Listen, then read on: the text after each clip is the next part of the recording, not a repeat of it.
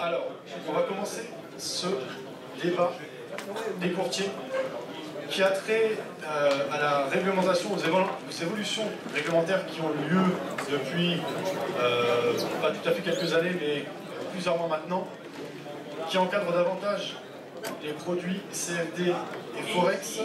Pour s'exprimer, nous avons des représentants de grands courtiers sur le marché français. Stéphanie Almeras représente ActiveTrade, Ambroise Lyon représente IG, et Pascal Hirtz est l'un des fondateurs de WHF Invest et actuellement directeur du courtier. Pour commencer, donc une petite introduction. Au cours des années, on va dire de 2010 jusqu'à 2015, il y a eu l'émergence des CFD, en tout cas pour la France, ça s'est beaucoup développé. CFD et Forex. En parallèle de ça, il y a eu avec ce fort engouement, des abus, des courtiers pas forcément sérieux qui ont proposé des produits et des conditions qui n'étaient pas viables et pas bonnes, qui ont conduit nombre de traders particuliers à perdre, voire certains à être escroqués. Au vu de cela, il y a quelques années maintenant, je ne sais plus si c'était en 2015-2016, les autorités réglementaires se sont penchées dessus, en France et en Europe, et ont encadré davantage ces produits. Il semble que leur démarche est tout de même portée ses fruits, puisqu'aujourd'hui il y a quand même beaucoup moins de courtiers bidons, je vais les appeler comme ça, et l'offre se concentre sur des courtiers plus sérieux. Ici nous en avons 3 exemples. La première question, ça va être quel est votre point de vue quant à ces évolutions réglementaires? Est-ce que ça a été efficace? Est-ce que ça a été simple à mettre en place pour vous en tant que courtier? Stéphanie, je vais te laisser prendre la parole. Alors, bonjour à tous. Alors, est-ce que ces évolutions étaient simples à mettre en place? Pour être très honnête avec vous, nous on a pris un peu notre temps, dans la mesure où on voulait vraiment voir comment allait être mise en place l'application de la loi Sapin 2, parce qu'effectivement c'est cette loi qui en France a permis, on va dire, de réglementer et de renforcer la protection en proposant des comptes à risque limité sur les produits CFD. Donc en ce qui nous concerne, on a vraiment voulu observer un petit peu, voir quelle était la tendance, et effectivement on s'est rendu compte que c'était pas simplement un effet de mode. Les clients avaient vraiment pour but de demander et d'avoir plus de sécurité sur leur compte. Donc on a pris à peu près une année ActiveTrade pour pouvoir mettre ces produits-là en place. Donc on est désormais, on fournit ces comptes-là depuis le début de l'année, sachant que la loi Sapin 2 a été mise en place en début d'année 2017, l'application début d'année 2017. Et donc on a vraiment décidé de les lancer dans la mesure où c'est quelque chose de très important pour nos clients, quoi. Donc ça a été un petit peu long, effectivement. On a pris une petite année, mais je pense que ça valait la peine d'attendre. Quelque chose. Oui, une chose que je n'ai pas précisé, c'est la nature des obligations. Ça va être par exemple des stops garantis, la limitation de l'effet de levier, des choses comme ça. Est-ce que vous avez tout appliqué, certaines, et il me semble qu'il y avait certains points qui n'étaient pas clairs en fait. Je vais compléter effectivement ce point-là. Donc, qu'est-ce qu'implique la réglementation? Elle impose aux courtiers qui souhaitent targeter et faire de la publicité sur le territoire français d'avoir des comptes à risque limité avec un stop-loss garanti. C'est-à-dire que vous avez une protection intrinsèque directement sur votre compte. En gros, la différence avec certains courtiers qui n'ont pas ces produits-là, c'est que lorsque vous placez un ordre, un stop-loss est directement placé sur votre compte. C'est-à-dire que c'est un stop qui va être calculé par rapport à la marge qui est utilisée pour prendre une position. Donc il sera calculé en fonction de ça. Et c'est un stop-loss qui pourra être déplacé, mais uniquement pour limiter encore plus votre risque. Mais imaginez que vous prenez une position et que vous avez une marge, je vais prendre de 1000 €, votre stop-loss garanti va être calculé pour que ça fasse exactement 1000 € de perte maximale engrangée sur la position. Vous ne pourrez jamais perdre plus que ça, et c'est dans cette mesure-là que le stop-loss est garanti.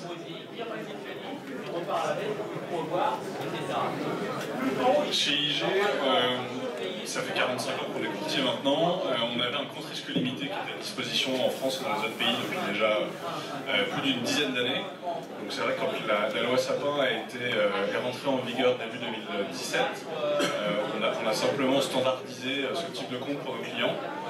Comme tu disais, effectivement, ça limite le risque de perte du client à son dépôt initial pour l'ouverture d'une position, ce qui permet quand même d'avoir une vraie confiance quand on ouvre une position et de savoir que si on a besoin d'aller faire autre chose, d'aller se coucher, on sait qu'il y a quand même ce stop qui va nous éviter des débordements et nous couvrir sur un risque de gap ou de mouvement très très fort du marché.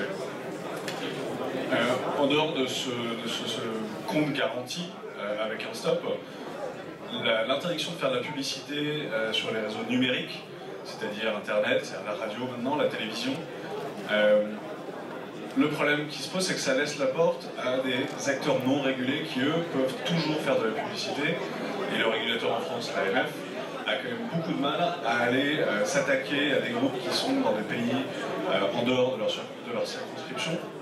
Donc on se retrouve toujours avec quand même certains acteurs pourris, si on veut, qui ciblent des clients installés en France, des clients français, pour leur proposer des comptes sur lesquels il n'y a parfois absolument rien. Juste un site internet miroir sur lequel les fonds des clients sont déposés, mais il n'y a aucune position prise par le courtier derrière.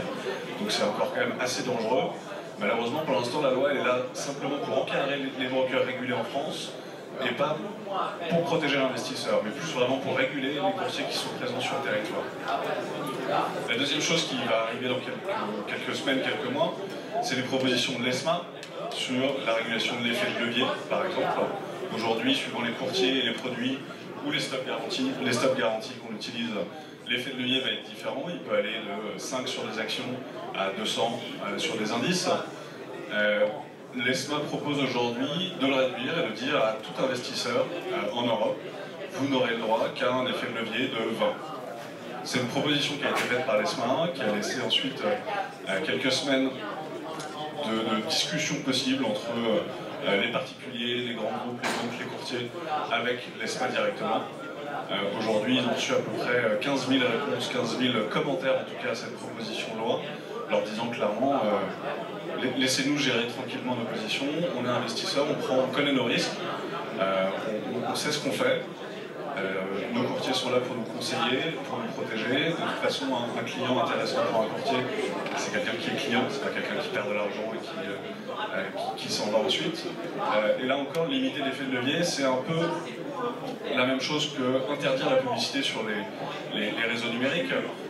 Ils vont pouvoir toucher les brokers régulés en Europe, mais un broker non régulé en dehors de l'Europe va là aussi pouvoir continuer à avoir des effets de levier beaucoup plus importants. Et on sait qu'en France, 70% des clients ouvrent un compte chez tel ou tel courtier par intérêt sur l'effet de levier. Donc, in fine, si jamais cet effet de levier est modifié par l'ESMA, l'autorité européenne, on va se retrouver avec des clients qui partiront d'un courtier régulé français pour aller chercher un courtier non régulé en dehors de l'Europe et se retrouver avec des risques encore plus importants. Donc, attention à ce que les régulateurs proposent. On travaille avec eux régulièrement. Le compte stop garanti, avec stop garanti, c'est une très bonne chose. Avoir des risk warnings globalisés, standardisés, c'est une très bonne chose. De la formation aussi. Un filtre à l'entrée sur ces marchés-là, avec un minimum de connaissances, d'épargne, de revenus, ce sont des très bonnes choses aussi. Mais ne pas limiter les capacités d'un produit, ça c'est à mon sens une vraie métier. Merci. Pascal, est-ce que tu as un retour à nous faire chez WHF Invest? Comment avez-vous accueilli ces nouvelles normes et quel est ton point de vue personnel? Bon. Donc, il faut bien comprendre que la loi Sapin 2 dont on avait parlé l'an dernier, c'était pour restreindre la publicité sur, grosso modo, le numérique. Ouais. Et la conclusion, c'était justement ce fameux compte à risque limité. Si on veut faire de la publicité, on doit offrir un compte à risque limité. Maintenant,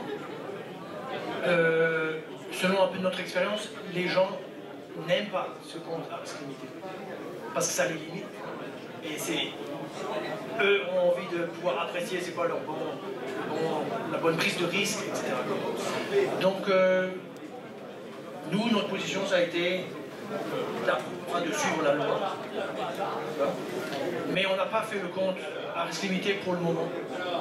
Parce que, en plus, ça concerne la France, mais nous, on est aussi dans d'autres pays, et dans les autres pays, c'est les autres règles qui se sont mises en place. Donc, quand on y réfléchit un petit peu, on peut dire que c'est compliqué si vous êtes dans un pays, vous avez une certaine règle, dans l'autre pays, il y a une autre règle, dans l'autre pays, il y a encore une autre règle. Parce que si on prend par exemple la Belgique, il n'y a plus de CFD. Parce que c'est impossible de voir un prospectus, même si vous avez, même si vous n'utilisez aucun levier, c'est devenu un chemin de croix pour obtenir un prospectus. Et d'un autre côté, le levier a été limité à une fois. C'est-à-dire, en gros, il faut financer à 100% la position.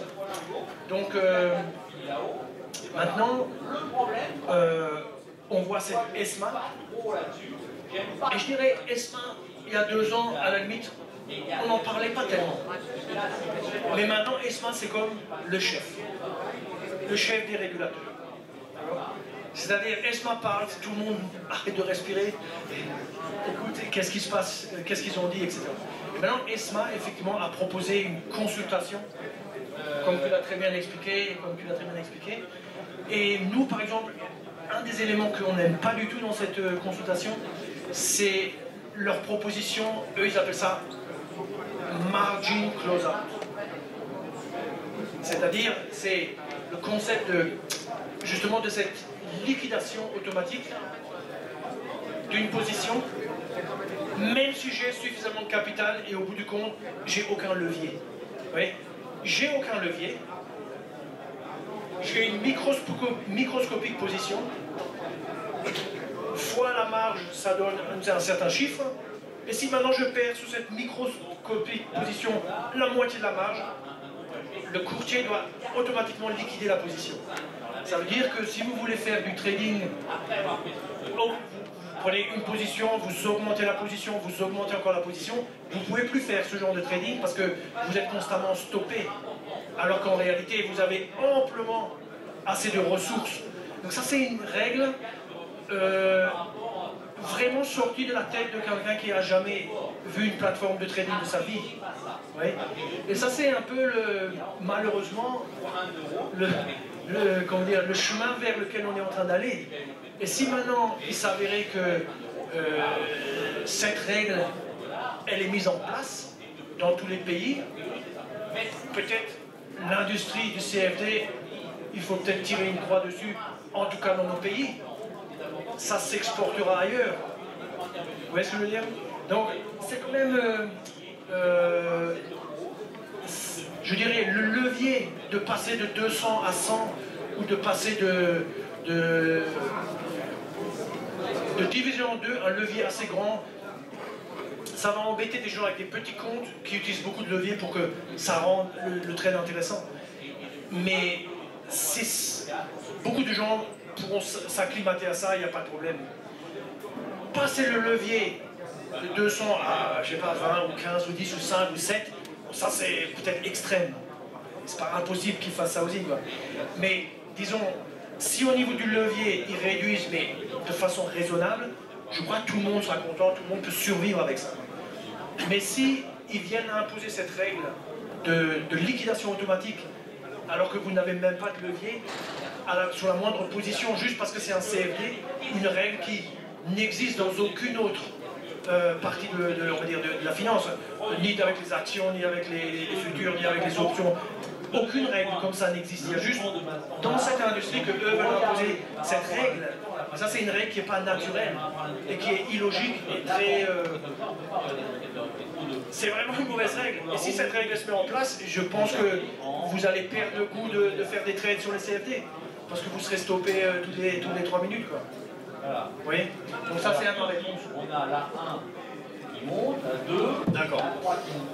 Du coup, est-ce qu'il y a des nouvelles règles à attendre de cette consultation? Est-ce qu'on en sait plus ou est-ce que c'est bon, là, le marché est cadré et on va rester sur ces normes?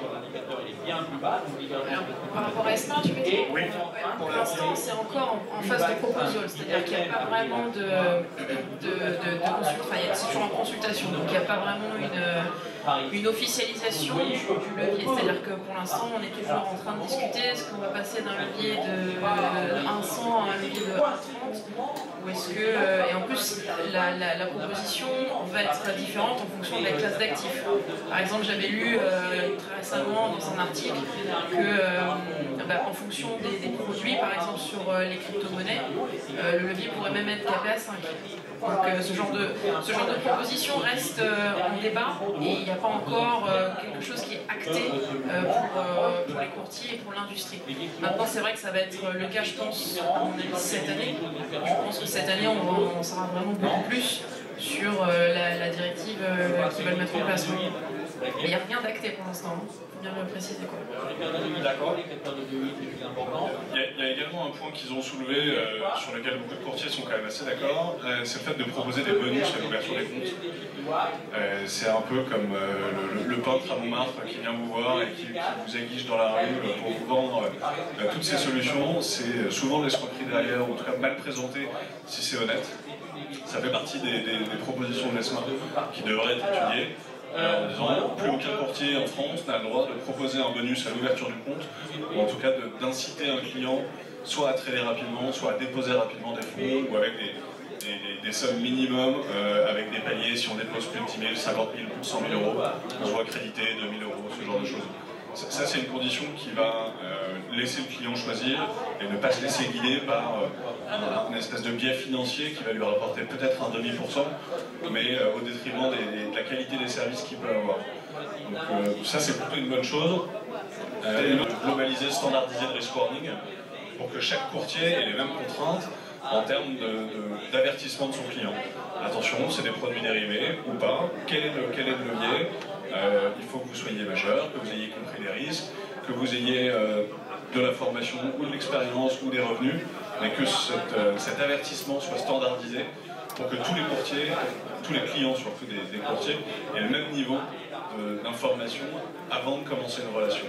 Et ça va également avec une idée, mais qui pour l'instant est restée au stade d'idée, qui était que tous les courtiers proposent, affichent le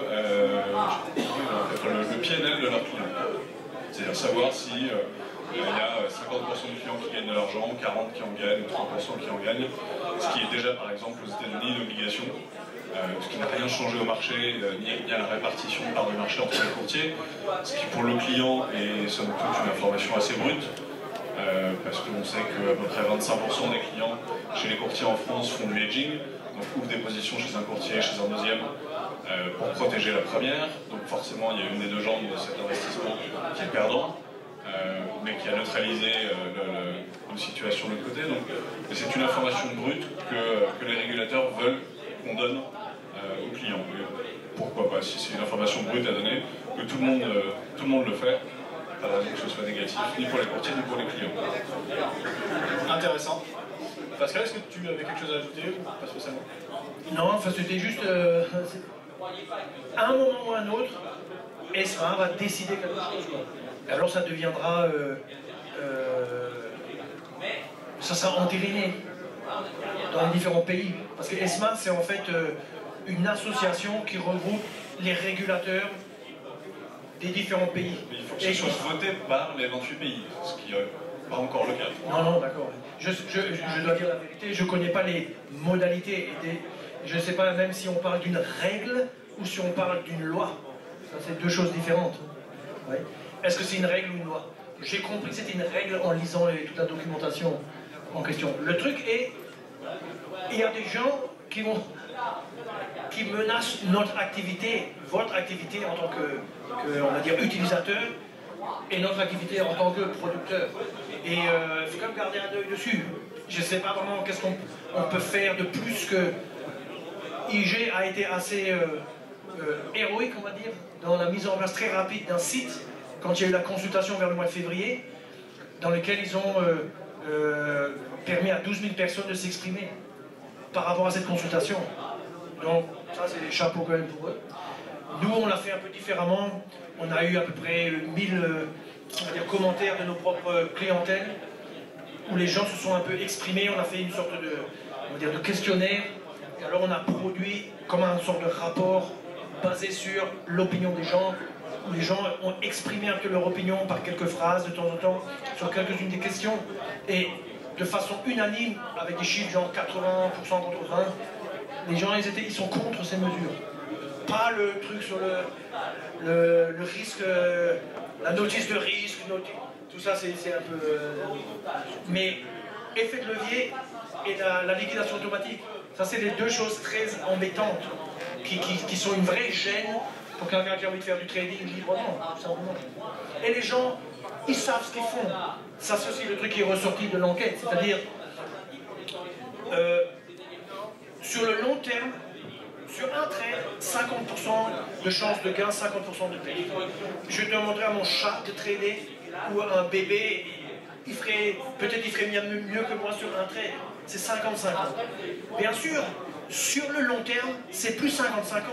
Parce qu'il y a la question du talent, du travail, de la compétence qui intervient, de la maîtrise, etc. Et donc, il y a une majorité de gens qui perdent. Mais c'est normal. Il y a aussi une majorité de gens qui prend un nombre incalculable d'années avant d'apprendre bien le piano, ou de jouer au tennis, ou de faire n'importe quelle activité. Vous comprenez? Et le fait est qu'on est un petit peu confronté au fait qu'il y a une classe de bureaucrates dans notre pays et en Europe qui se sont mis dans la tête que vous êtes des enfants, des petits-enfants. Ils vous considèrent comme enfants et en plus assez bêtes pour perdre. Ils ne comprennent pas que c'est une sorte de hobby et que c'est... On perd, oui on perd, mais on a quand même du plaisir à faire cette activité, sinon on ne la ferait pas. Vous comprenez? Et ça, ils ne comprennent pas. Parce qu'ils ont une position, à mon avis, idéologique et élitiste. Et pour vous, pour eux, vous êtes un ramassis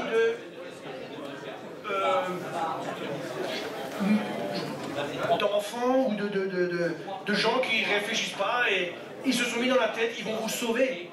C'est comme si vous aviez une maladie ou il y avait une épidémie, alors ils vont vous sauver. Alors, comment vous sauver? Ben, en gros, ils interdisent presque l'activité. Ça, c'est ce qu'ils ont, à mon avis, en tête. Ils l'ont fait en Belgique. Levier 1, ok, d'accord, bon, on rentre chez soi, on ne peut plus trader, c'est plus possible, vous voyez. Et alors, j'espère qu'ils n'iront pas à un tel niveau, mais ces fameuses mesures peuvent faire que vous n'aurez plus le goût, parce que ça sera trop contraignant ou trop limitatif, restrictif, etc. Et ça veut dire aussi, pour nous, ça peut-être on perd notre job, vous voyez, ou peut-être on doit réduire. Vous voyez. Alors, c'est vraiment quand même assez un peu critique. Et à un moment ou à un autre, on saura qu'est-ce qui sort de tout ça. Et on verra bien. Mais en tout cas, maintenant, vous avez participé à cette réunion, vous savez que c'est quand même assez sérieux. Très bien. Un autre thème de cette conférence, ce sont les crypto-monnaies. Lors de ce salon, il y a un parcours dédié aux crypto-monnaies, c'était le phénomène de l'année 2017. Le gros engouement, comme il y en a rarement, il y en a quand même de temps en temps des engouements sur les marchés financiers et sans doute ceux qui ont plus d'expérience peuvent en témoigner, plus d'expérience que moi. Mais en tout cas, 2017, il y a vraiment eu un très gros engouement, ce qui fait que les courtiers ont proposé des offres sur les crypto-monnaies ou pas. Je sais que ActiveTrade et IG ont proposé et proposent des CFD indexés sur les crypto-monnaies, quelques grosses crypto-monnaies. WHF Invest a fait le choix de ne pas en proposer pour le moment. C'est-à-dire c'est en cours. Futur et CFD, ça devrait venir dans ce prochain trimestre. Oui, parce que WHF Invest c'est un courtier futur également. Il y a eu des futurs qui ont été lancés. Vous auriez pu directement lancer les futurs du CME ou du CBE. Oui, mais quand je voyais la volatilité qu'il y avait au mois de décembre, j'ai pas envie de me retrouver avec un client où on doit lui courir après pour récupérer ses sous parce qu'il a été imprudent. Parce que la volatilité était telle que si vous n'avez pas assez de marge, vous pouvez vous retrouver avec une dette. Oui. Et pourquoi se presser vers une situation comme ça. Ça, c'était un petit peu notre point de vue. On a préféré un petit peu regarder un peu comment ça se passe. Et maintenant, je dirais pour les futurs, on a deux choix, soit CME, soit CBOE.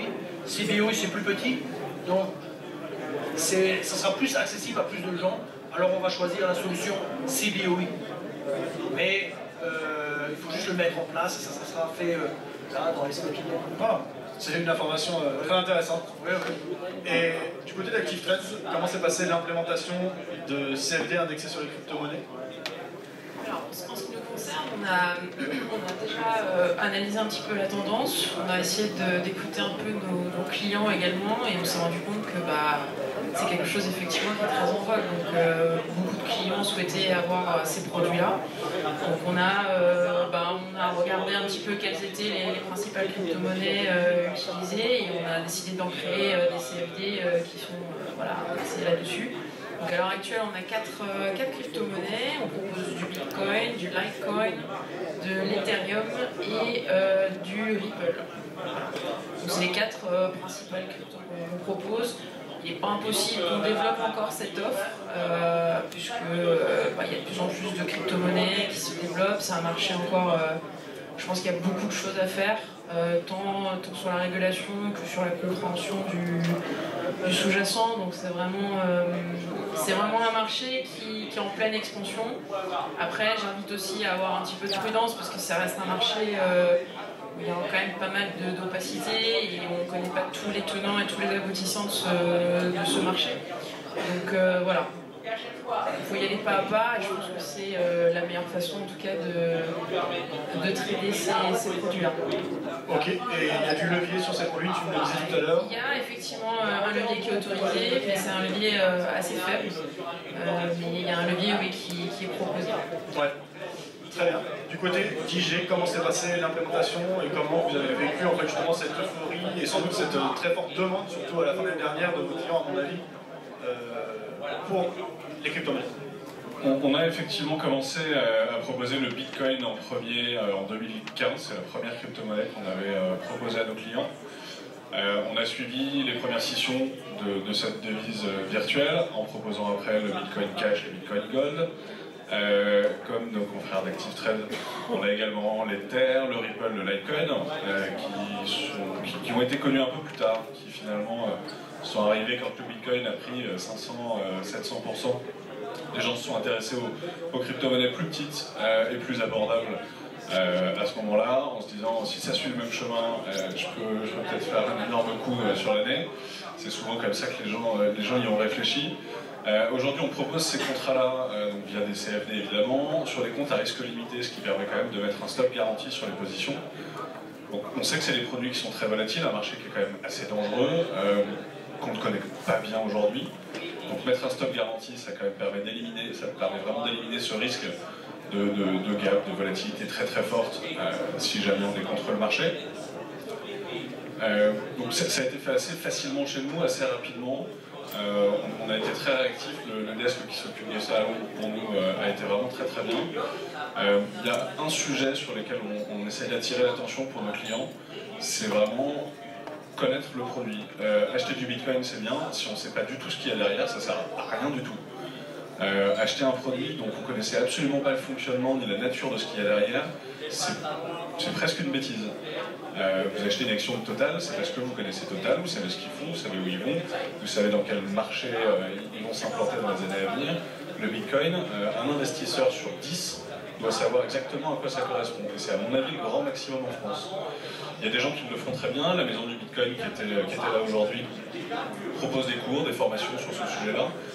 Il y a beaucoup de lectures sur Internet, alors il faut faire un peu le tri dans tout ce qu'on trouve, mais il y a quand même beaucoup de personnes qui en parlent très bien, et comprendre le fonctionnement de la devise, pourquoi elle a été créée, par qui, pourquoi est-ce qu'il y a des scissions dans la devise en elle-même. Toutes ces choses-là vous permettent de comprendre un peu mieux le fonctionnement, d'essayer d'anticiper là où le marché peut aller dans quelques jours, semaines, mois. Il n'y a pas d'analyse fondamentale qui soit vraiment fiable aujourd'hui, mais connaître au moins le fonctionnement du produit, du sous-jacent, vous aidera quand même à éviter beaucoup d'erreurs. Ça marche. Est-ce que vous proposez du levier sur ces CFD? Oui, évidemment, on propose du levier, tous nos CFD en proposent d'ailleurs. On s'est limité à un effet de levier de 3, parce que le produit est risqué, et que tu disais tout à l'heure, il est quasiment sûr que le levier sera de 5 maximum d'ici quelques mois, juin par exemple, juin ou juillet. Donc pour l'instant, on a fait le levier de 3, ce qui permet de ne pas allouer une somme trop importante à ce trading de crypto-monnaie. Ok, très bien. Pascal, je ne sais pas si tu as quelque chose à rajouter par rapport aux crypto-monnaies. Comme tu l'as dit, dans un premier temps, vous avez pensé en termes de protection de vos clients par rapport à cette volatilité, au fait que ce soit un produit nouveau. Et désormais, donc, peut-être ouvrir avec ces produits futurs qui ont été lancés en décembre, le trading sur le futur du CBOE. Oui, c'est-à-dire que dans le monde du futur, il y a le CBOE, c'est en fait le Chicago Board of Options Exchange.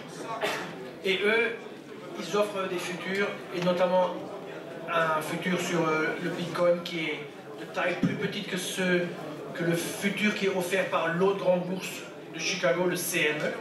Et donc, on a pensé que ça c'est peut-être mieux pour nos clients. Et donc, maintenant, le truc existe, hein, je veux dire, il faut juste le mettre en place, etc.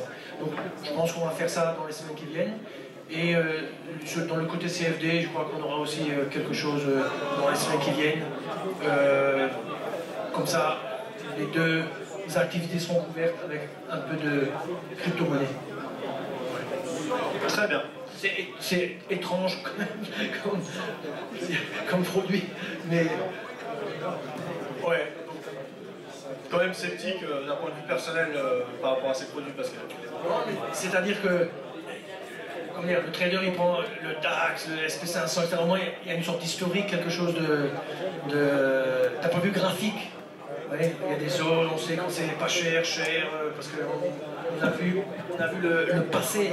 Ouais. Et ça c'est un petit peu tellement neuf, et c'est tellement volatile que comme animal pour trader, en termes de trading, c'est quand même...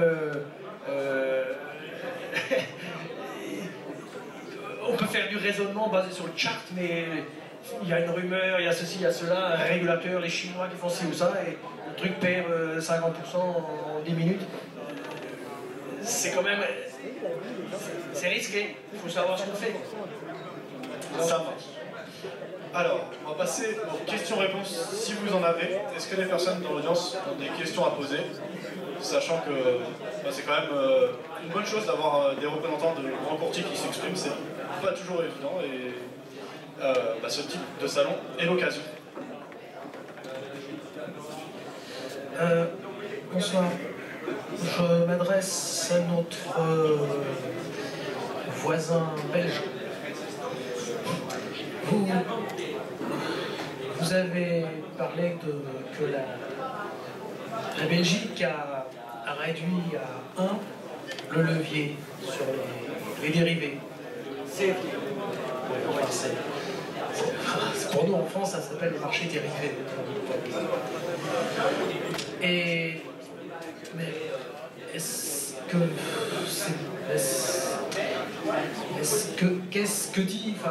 qu'est-ce que va décider Euronext à ce sujet?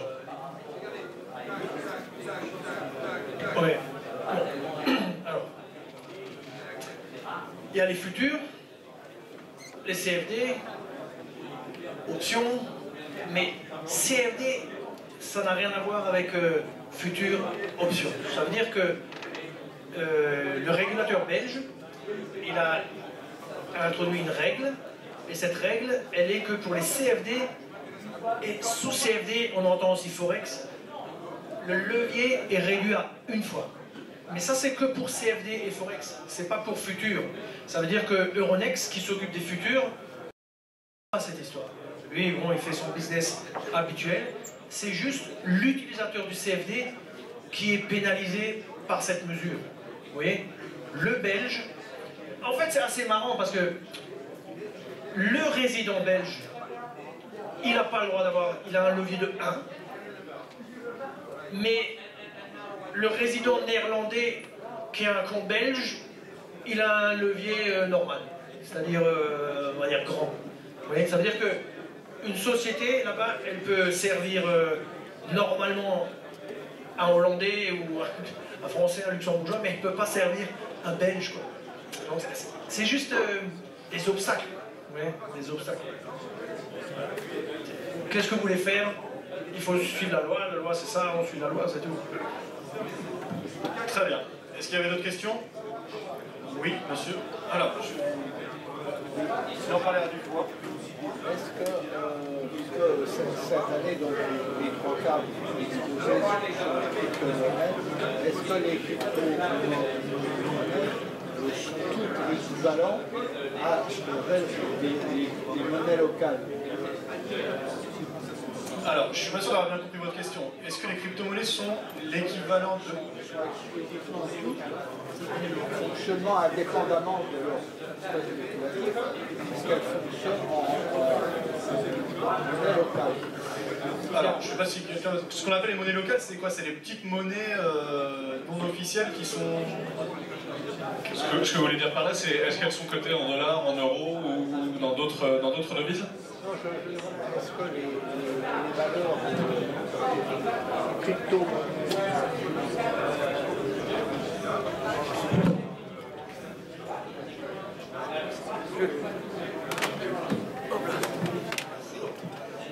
est-ce que les valeurs dites crypto-monnaies sont certaines d'entre elles exclusivement marché presque comme une matière première, comme le futur, ou est-ce que certaines d'entre elles sont réellement certaines des crypto-monnaies, certaines des monnaies locales, indépendamment de l'aspect spéculatif, sont en fonctionnement.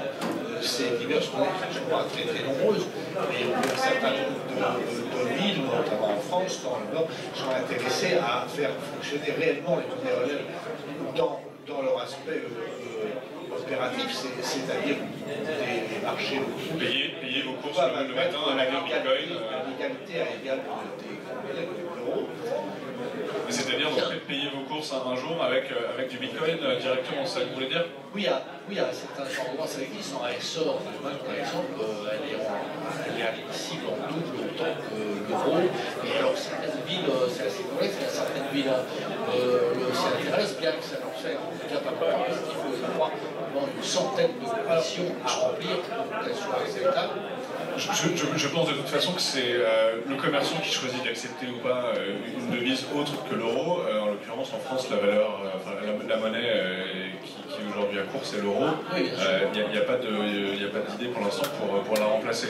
Certains commerçants l'acceptent à leur risque, parce qu'évidemment la monnaie reste volatile, donc se faire payer 0,02 bitcoin pour une bière ou des courses chez Auchan, demain si ça n'a plus la même valeur, c'est risqué. Donc pour l'instant elle n'a pas vraiment d'utilisation, à part, je crois qu'il y a une centaine de transactions en France par jour qui sont faites sur des achats physiques de biens de consommation, mais c'est tout. Oui, et le bitcoin en lui-même est assimilé à un futur, première dans le code. J'ai pas compris la question. Le bitcoin est associé à un... Oui, le bitcoin, parce que c'est principal, le bitcoin est assimilé à un futur, c'est-à-dire à une matière première comme le café. Oui, c'est le futur qui est indexé. C'est Pascal qui disait tout à l'heure, effectivement, sur le CBOI ou sur le CME, vous avez des contrats qui ont été établis sur ces devises-là. Alors, juste pour conclure, quelles sont les actualités de chacun des courtiers? Est-ce qu'il y a des nouveautés, des choses prévues pour 2018 chez ActiveTrade? Oui, on va lancer prochainement, enfin on va étayer encore un petit peu notre offre, on va bientôt avoir des ETF également, donc ce sera la petite nouveauté. On travaille toujours sur notre projet de banque également, donc ça c'est quelque chose sur lequel on évolue. On a déjà proposé une carte prépayée, Mastercard, et il y aura très certainement, dès qu'on aura l'officialisation avec la licence bancaire, des produits bancaires qui seront également proposés à nos clients. Donc ça c'est un petit peu la nouveauté. En parallèle on travaille aussi sur l'offre existante, c'est-à-dire avec en termes de technologie, les plateformes sont évidemment, notre plateforme propriétaire est toujours en cours de développement. Donc là j'ai déjà commencé à voir un petit peu les prémices et c'est vrai que je pense que ça va être assez solide. Il y aura de plus en plus d'outils, notamment sur la partie graphique d'Active Trader, donc notre plateforme propriétaire. Et ça va être le lancement en 2018 2018, donc enfin la nouveauté, la nouvelle version de Active Trader. Donc si on peut retenir voilà, les ETF, on travaille sur notre plateforme et les produits bancaires dès qu'on a la licence. Ça marche. IG, est-ce qu'il y a des nouveautés prévues cette année? Les nouveautés prévues cette année, c'est de continuer, comme beaucoup de courtiers, à élargir la gamme de produits qu'on propose, de s'adapter à la réglementation, parce qu'on va tous devoir y passer. On a également changé notre plateforme entièrement pour s'adapter aux 3 dernières années de demande de nos clients. Donc c'est pas une version améliorée, c'est vraiment un changement de plateforme qui a été lancé pour les clients il y a une dizaine de jours maintenant. Et on travaille beaucoup sur la formation, on est pour les mois à venir beaucoup en déplacement à travers toute la France, Lille, Marseille, Nantes. La semaine dernière on était à Bordeaux. Donc on poursuit un vrai programme de formation et de proximité avec nos clients. Ça marche. Pascal, chez WHF Invest, nous a parlé donc de crypto-monnaies qui seront bientôt disponibles. Est-ce qu'il y a d'autres actualités pour cette année? On va dire, une nouveauté, mais c'est d'un point de vue technique, c'est-à-dire, on appelle ça signal radar. Et ça sera je dirais, une façon, si on veut, de suivre le marché, de suivre différentes stratégies, et de chacune de ces stratégies étant capable de générer des signaux. Et on a créé une sorte de représentation comme un tableau, où il y a des couleurs, et on voit en fait, à travers différentes stratégies, par exemple, que tel ou tel instrument, ça serait intéressant de le trader peut-être en long ou short, parce qu'en fait, c'est comme si on voyait presque un vote, si tu veux, qui se met en place, puisqu'il y a différentes stratégies, donc différentes idées ou opinions. Donc c'est quelque chose d'assez visuel, et c'est quelque chose d'assez intéressant pour se faire une idée sur la direction dans laquelle faire son trade. Donc c'est assez intéressant, j'ai vu ça, c'est pas moi qui m'en suis occupé, mais j'ai vu ça, c'est mon associé qui s'en est occupé, et je crois que ça plaira beaucoup aux gens, et ça sera bon pour un petit peu inspirer, pour savoir un petit peu dans quelle direction on va dire placer son trade. C'est très visuel, et on va voir ce que ça va donner. Mais c'est une nouveauté, une belle nouveauté. Ça marche. Merci pour vos réponses, merci pour votre écoute. Bonne fin de salon. Merci.